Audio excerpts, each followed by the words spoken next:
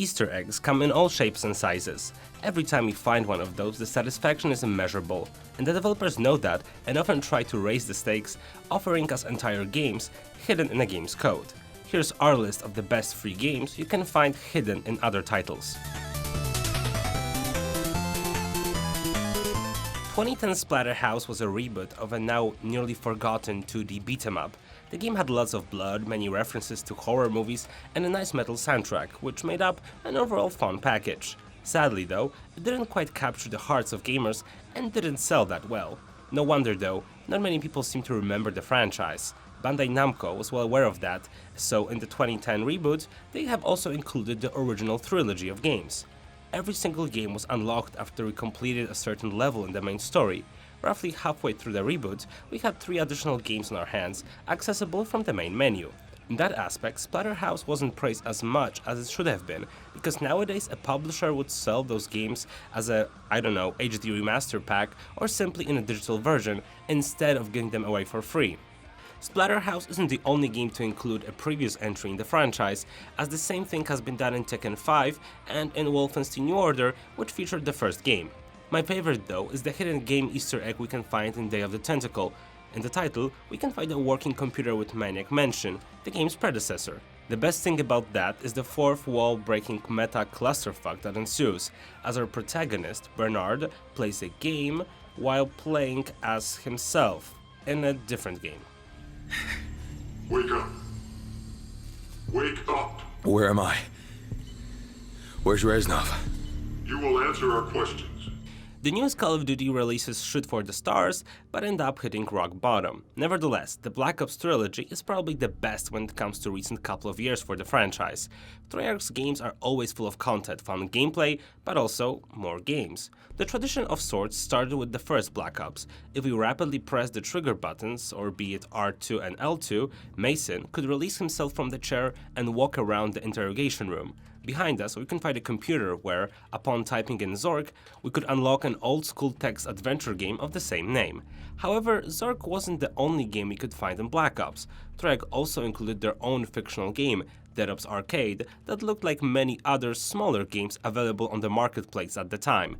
Dead Ops Arcade, where we fought zombies alone or with friends, was so popular actually that it even got a sequel in Black Ops 3.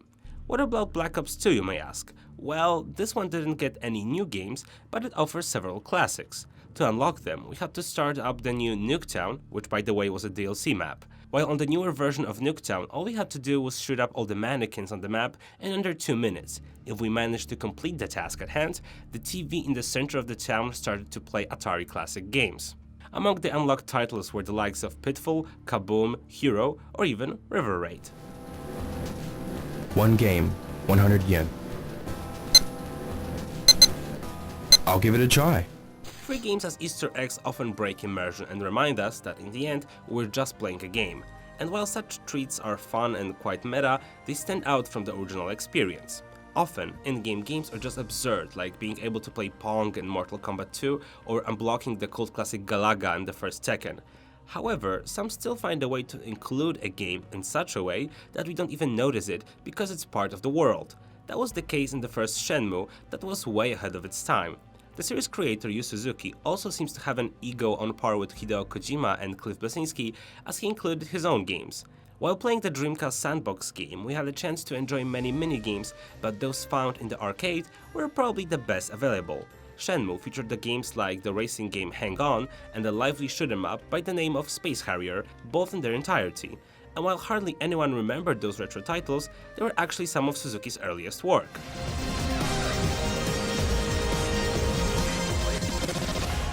It's always nice to see a title we remember fondly hidden in a new game.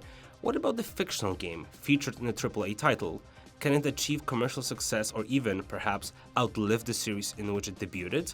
Witcher's Gwent, which is currently in its beta test, proves that even a minigame can someday become a full release. Will it be able to challenge other card games like, for example, Hearthstone?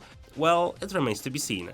While Gwent hasn't outlived the Witcher trilogy just yet, there's a certain franchise that stayed longer on the market than its host. In the racing game Project Gotham Racing 2 from the now defunct studio Bizarre Creations, we could take a break every once in a while and walk around the garage. In the set garage, we can find an arcade cabinet with Geometry Wars, a fun yet simple shoot-'em-up game. A minigame back then, Geometry Wars was designed in the early production stages by Bizarre's team to test out the controller of the original Xbox. It soon became clear that the fans of Project Gotham Racing loved Geometry Wars, and the game was updated and received a standalone release. Fast forward to 2014, Geometry Wars 3 Dimensions is released by Sierra, while Project Gotham Racing was last seen and heard of in 2007, soon before the studio closed down.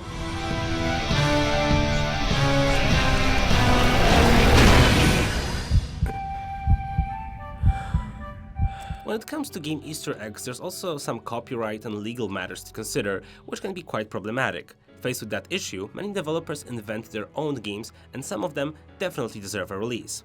Atlus's Catherine was not the JRPG we expected from the developers of the Shin Megami Tensei series, however, the game was so unique and fun that Persona fans loved it anyway.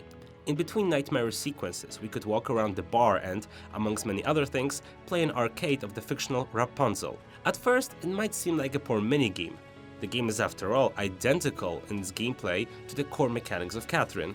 However, if you took some time to truly test your mettle, you realize that completing Rapunzel's over 60 levels wasn't actually that easy.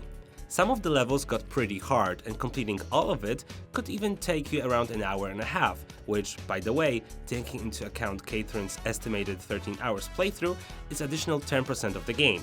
Sadly though, most of the fictional in-game games aren't that lengthy and are usually there just to make you laugh, and are pretty short by the way. And speaking of making you laugh, the humor isn't that witty either, as it's the case with shooters. The developers are obsessed with peckers. Don't worry though, I'm not going to make any dick jokes here. Starting with Doom 3, you could unlock a game called Super Turbo Turkey Puncher 3, which to this day is ahead of its time. Just look at the gameplay. Too bad PETA would never allow such a game to see the light of day. If you missed it, don't worry, you can still find it in 2016's Doom. If that game, however, wasn't enough for you, try switching to Gears of War 3.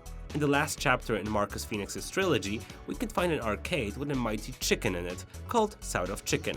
Sadly though, the chickens seem to have some ties to the Carmine family, as it's impossible to get far in the game without dying. Okay, that's it guys, thanks for watching, and those are our favorite free games hidden in other games. If you missed something cool, let us know, and thanks for watching. See you around.